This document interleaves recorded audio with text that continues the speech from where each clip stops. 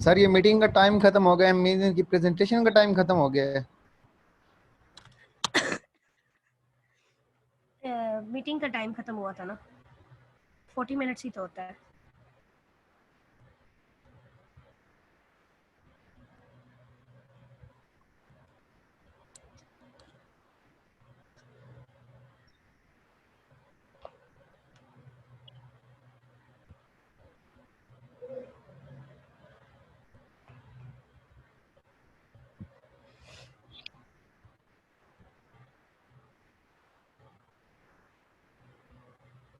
जी जी, present हो गए सारे?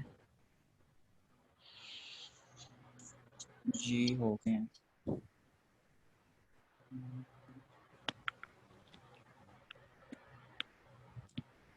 उस्मान ज़फ़र आ गया उस्मान ज़फ़र। आ गए। आयशा खालिद, आ गई हूँ, स्टार्ट कर। हमजा रफ़ीक, आ गए हैं यार, सारे आ अरे गए हो हैं। गए हैं। हाँ जी।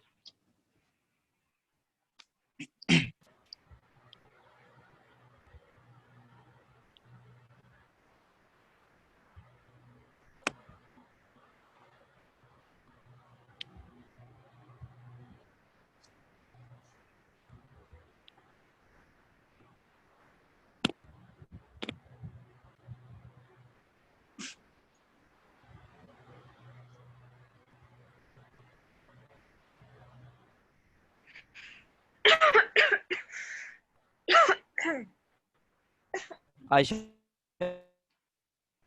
स्क्रीन शेयर करो ना, शो नहीं हो रही। ओके, सो क्लास बेसिकली हम लोग अभी अपना बाकी का जो पढ़ के आए हैं उसके बाद हम लोग पढ़ने जा रहे हैं कीज़ के मुतल्लक़ हम पढ़ रहे थे। तो जैसे कि उसने नदीम ने बताया आप लोगों को कि प्राइमरी की जो है वो हमारे पास वो की होती है जो कि यूनिकली आइडेंटिफाई करती है किसी कॉलम को एक टेबल के अंदर, जो कि पूरे कॉलम को यूनिकली जो कि यूनिकली आइडेंटिफाई कर रही हो पूरे टेबल को। जिस तरह के अगर हम लेते हैं, अगर फॉर एग्जांपल अगर एक टेबल है स्टूडेंट्स का, तो अब हमारे पास टेबल है डॉक्टर्स का, ठीक है। तो इसमें हमारे पास जो एम्प्लॉय आईडी होगी,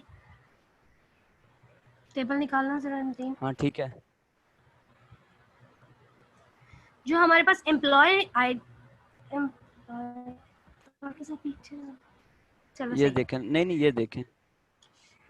तो हमारे पास जो एम्प्लॉय आईडी होगी वो हमारे पास जो है वो उसकी प्राइमरी की होगी। इसी तरह हमारे पास जो कंपोजिट की होती है, कंपोजिट की ये होती है कि जो आप एक से बढ़ के दो कॉलम्स को भी प्राइमरी की का नाम दे सकते हैं। तो उन दोनों को जब कंपोज करके हम एक की को बनाते हैं तो वो होती है हमारे पास कंपोजिट की। पहले हमने वन एंड तो एफ रूल इसके बाद पढ़ा हमारा जो, था। हाँ ठीक है मैं बोलता हूँ। Let me इसके बाद हमने continue, क्या let me करना है कि continue. हमने जो टेबल हमारे पास, अपना माइक म्यूट कर दो। जो हमारे पास पहले हमने टेबल शो करवाया था 1NF में, तो इसके बाद हम आते हैं कि सेकंड नॉर्मल फॉर्म पे। सेकंड नॉर्मल फॉर्म का फर्स्ट रूल ये है कि जो हमारा टेबल होता है उसको 1NF में होना ज़रूरी है। अगर हमारा टेबल 1NF में नहीं होगा तो हम उसको सेकंड NF में कन्वर्ट नहीं कर सकेंगे।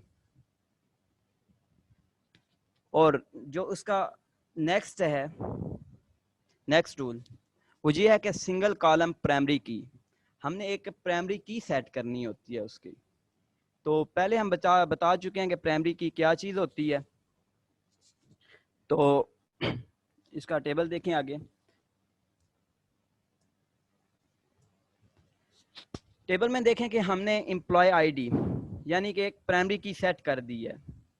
जब भी हमने कोई चीज़ इसमें से फाइंड करनी होगी तो हम select the primary key and from table name हो जाएगा, ठीक है।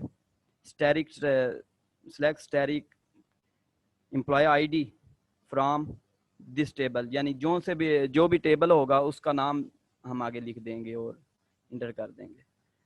तो ये सिलेक्शन के लिए यूज़, यानी कि कोई भी चीज़ फाइंड करनी हो ना टेबल में से तो हम प्राइमरी कीज़ की मदद से करेंगे। इसके बाद हमने क्या किया है कि सेकंड टेबल में देखें कि हमारे डेजिग्नेशन में डुप्लीकेशन थी। हमारे डेजिग्नेशन वाले कॉलम्स में क्या थी कि डॉक्टर और रजिस्ट्रेशन यानी यूनिक वैल्यूज नहीं थी, उसमें डुप्लीकेशन थी, एक सेल में सिंगल वैल्यू नहीं थी। तो हमने प्राइमरी की जो है वो अटैच कर दी है डेजिग्नेशन के साथ भी।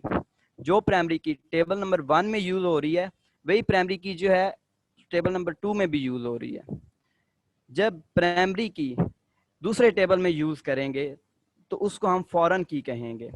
फॉरेन की क्या चीज होती है कि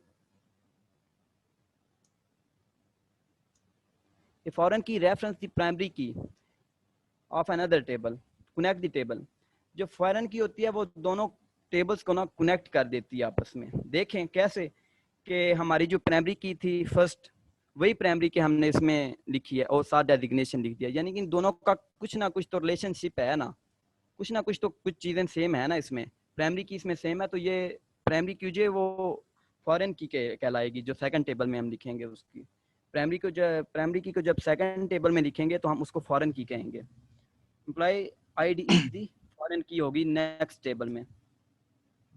इसके बाद हमारे पास आ जाता है जी थर्ड एनएफ। 3NF हमारे पास लास्ट फॉर्म है इसकी, जो जी हमारा हमजा। आज का टॉपिक है। इसमें हमारे पास दो टाइप्स हैं, एक है B in 2NF, मतलब हमारे पास same as it is 2NF मौजूद होना चाहिए, और दूसरा है has no transitive functional dependency.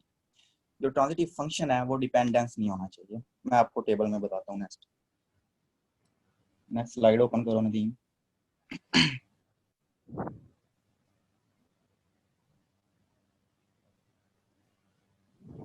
अब इसमें देखें टेबल नंबर 1 है, टेबल नंबर 2, नदीम यार ओपन कर ले सारा कुछ।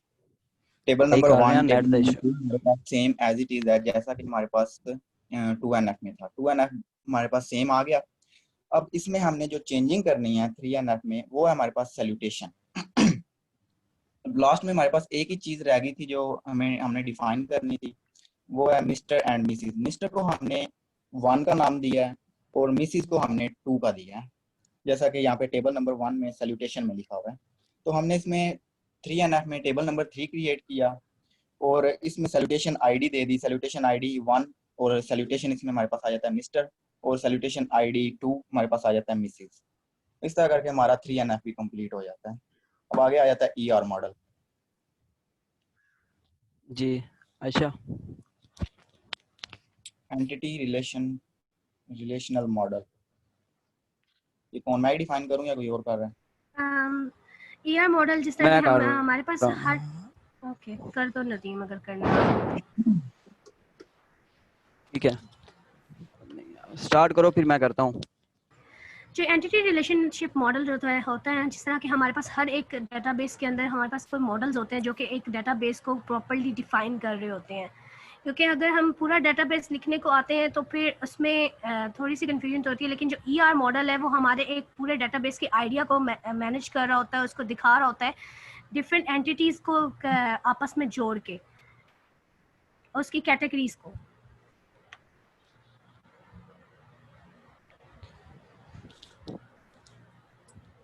सबसे पहले देखें कि ये क्या शो करवा रहा है। एंटिटी रिलेशनशिप मॉडल है। एंटिटी मीन क्या होता है कि कोई भी एक ऑब्जेक्ट जो है वो फिजिकली एग्जिस्ट करना चाहिए उस जगह पे। और नेक्स्ट क्या शो करवा रहा है, ये रिलेशनशिप। ठीक है, तो रिलेशनशिप का क्या मतलब होता है कि उसका जो कनेक्शन है उस चीज के साथ, वो जो ऑब्जेक्ट है, वो जो एंटिटी है, उसका रिलेशनशिप क्या है दूसरे ऑब्जेक्ट के साथ। हमारा ER सिंपल मॉडल देखें कि सबसे पहले एम्प्लॉय आ जाता है। एम्प्लॉय हमारा एक एंटिटी है, एम्प्लॉय हमारी एक एंटिटी है। एम्प्लॉय हमारी एंटिटी है तो ये देखें कि एक फिजिकल जो है एग्जिस्ट कर रही है हॉस्पिटल में। हॉस्पिटल का हमने जो बनाया है ना टेबल, तो हम हॉस्पिटल के बारे में सब कुछ बताएंगे। तो ये देखें एम्प्लॉय है, एम्प्लॉय एक हमारे पास एंटिटी आ जाती है। तो हमारा जो रिलेशनशिप होगा, एंटिटी का रिलेशनशिप होगा, वो हमारा जॉब होगा। ठीक है, जॉब कहते हैं कि जॉब किस में कर रहे हैं, किसके साथ आगे ये रिलेशन बना रहे हैं, तो वो हमारा हॉस्पिटल के साथ बना रहा है। ठीक है, तो देखें कि आप कहेंगे कि एम्प्लॉयज के ऊपर जो बॉक्स शो हो रहे हैं वो क्या चीज़ है। वो इसके एट्रीब्यूट्स होंगे कि हमारे एम्प्लॉयज में कौन कौन सी चीज़ें जो है ऐड होंगी, हमारे एम्प्लॉयज जो हैं उनमें उनकी जो डिटेल होगी उसमें एम्प्लॉय आईडीज होंगी, एम्प्लॉयज नेम होंगे और एम्प्लॉयज एड्रेस होंगे। ठीक हो गया। और नेक्स्ट नीचे आए तो ये देखें हॉस्पिटल्स की भी एट्रीब्यूट्स लिखे हुए हैं, हॉस्पिटल नेम, हॉस्पिटल आईडी, और नेक्स्ट जो है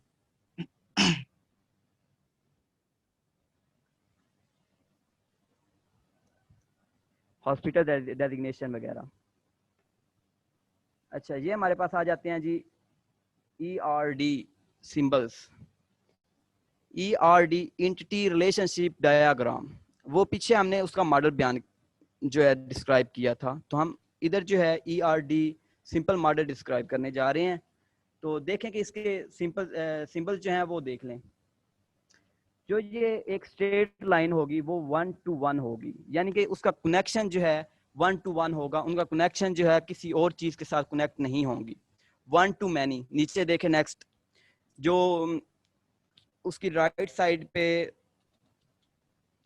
सिंबल शो हो रहा है ना एक ग्रेटर देन का, और उसमें जो स्ट्रेट लाइन है उसमें एक छोटी सी लाइन भी शो हो रही है, ये हमारा शो करवाता है कि 1 to many, एक बंदे का कनेक्शन जो है वो रिलेशनशिप जो है वो काफी लोगों के साथ हो सकता है, एक चीज का जो रिलेशनशिप है वो काफी के साथ हो सकता है, तो ये शो करवा रहा है। नेक्स्ट देखें थर्ड नंबर पे, इसकी लेफ्ट साइड पे वो एरो बना हुआ है जो कि ऊपर वाली सिंबल्स के राइट साइड पे बना हुआ था, तो ये शो करवाती है कि मैनी यानी कि एक से भी ज्यादा एक दूसरे के साथ वो रिलेशनशिप कर सकते हैं।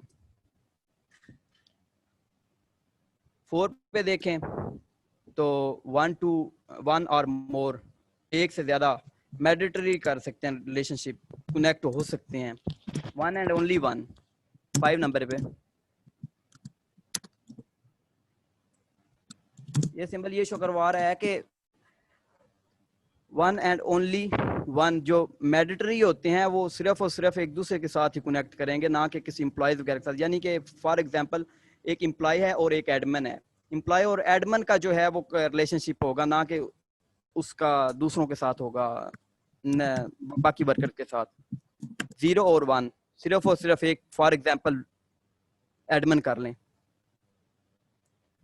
और नेक्स्ट जो है लास्ट 0 और मैनी, यानी कि 0 और मैनी किसी से भी नहीं हो सकता और सबसे भी हो सकता है, जो लास्ट हमारा सिंबल था।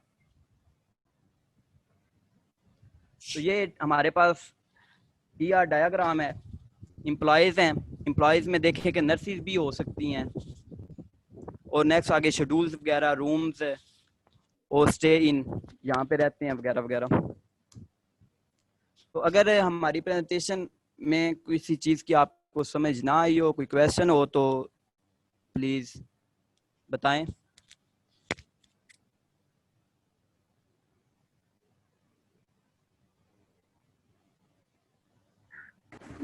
टेबल को आप नॉर्मलाइज जो नॉर्मलाइजेशन आपने प्रोसेस बताया है वो टेबल के थ्रू नहीं बता सकते?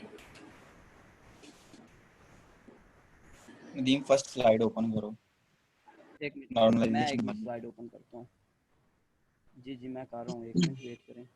टेबल्स के थ्रू किस मतलब, क्या मतलब कि हम लोगों ने टेबल्स के थ्रू ही बताया एक कि मिनट किस तरह नॉर्मल फॉर्म बताते हैं। एक मिनट आशा, सेकंड एनएफ और थर्ड एनएफ। सही है, ठीक है ठीक है ठीक है।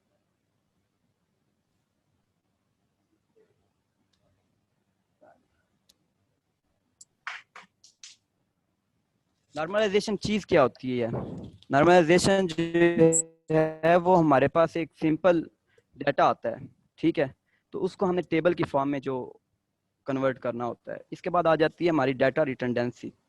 डाटा रिटर्डेंसी में क्या होता है कि हम जो डुप्लीकेशन ऑफ डाटा होता है ना उसको हम ख़त्म कर देते हैं। और रिटर्डेंसी के आगे हमारा आ जाता है, एक मिनट,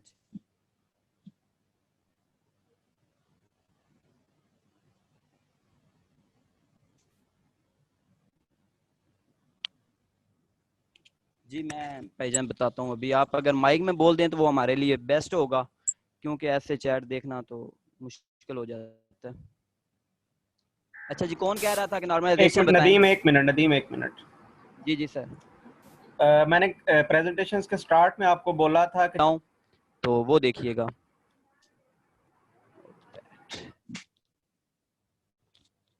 नोटपैड शो हो रहा है ना? जी हो रहा है। देखें कि ये देखें, नदीम इकबाल।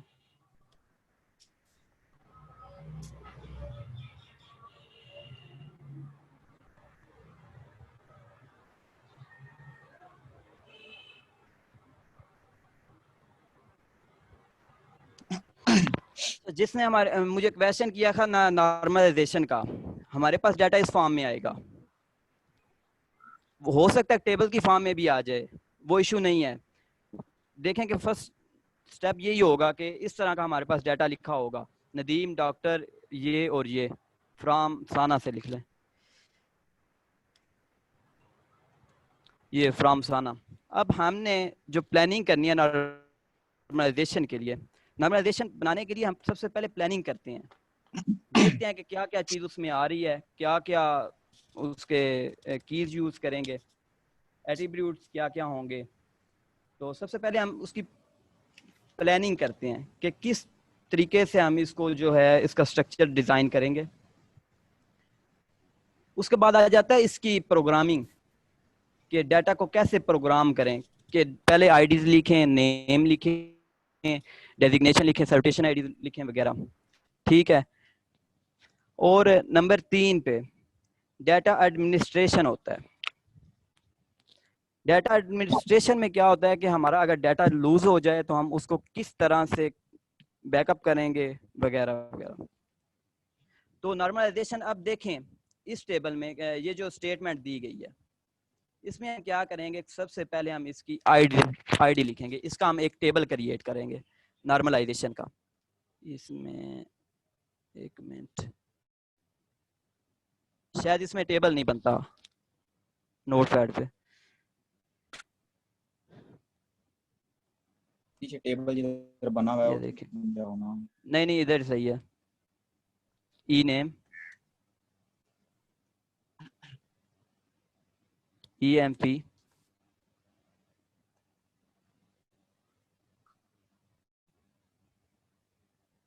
आईडी लिखेंगे, नीचे आईडी आ जाएगी 0255।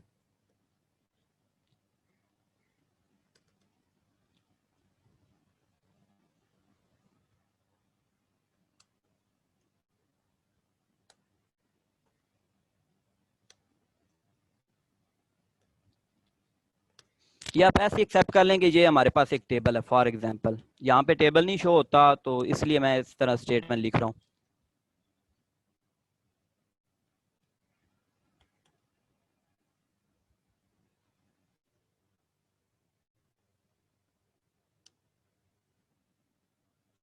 अच्छा, इसमें और एक चीज़ देखें कि इसमें डुप्लीकेशन कोई भी नहीं है, तो हम इसमें डुप्लीकेशन ऐड करते हैं क्योंकि हमने इसको नॉर्मलाइज करना है, तो आपको समझ आ जाएगी इजीली।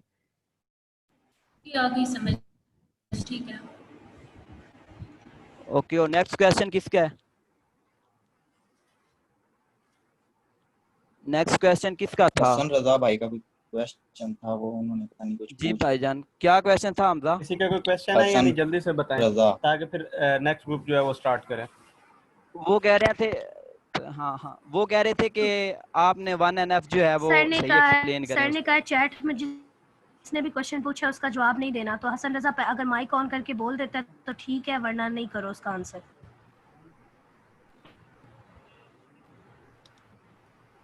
और किसी का कोई क्वेश्चन हसन रजा के अलावा?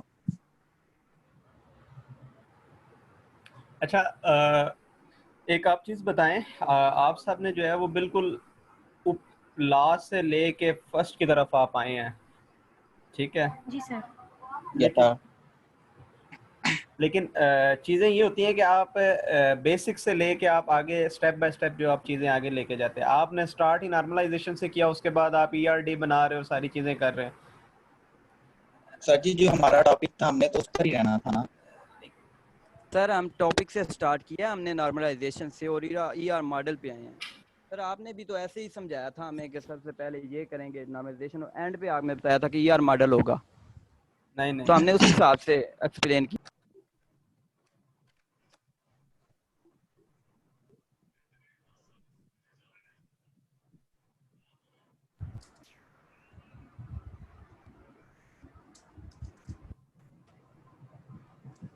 ठीक है अफनान।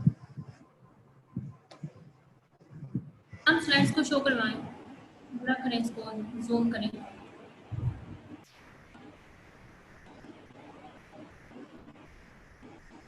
चलें स्टार्ट करते हैं। Bismillahirrahmanirrahim. My name is Hamzala from CS2. I am the group leader. Here is my team. First one is Mera Kausar. अंजला भाई इसको स्लाइड शो पे ओपन करें ना, नहीं, स्क्रीन आप बड़ी हो जाएगी फिर। अफनान भाई जैसे कहते हैं करें। फिर ऊपर देखना स्लाइड शो है लिखा हुआ टॉप पे, फाइल, होम, इंसर्ट वगैरह भाई का जो सब। थर्ड लास्ट ऑप्शन है ना स्लाइड शो, उधर क्लिक करें।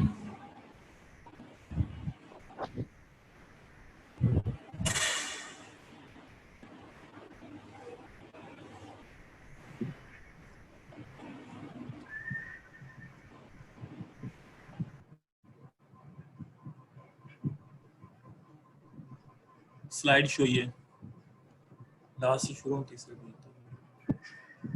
अफनान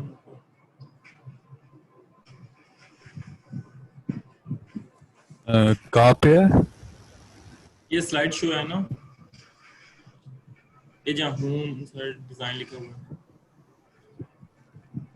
आपका जो प्रेजेंटेड बाय नजर आ रहा है उसके ऊपर आपको वाइट ग्रे कलर में जो बार हो गया आ रही है उसमें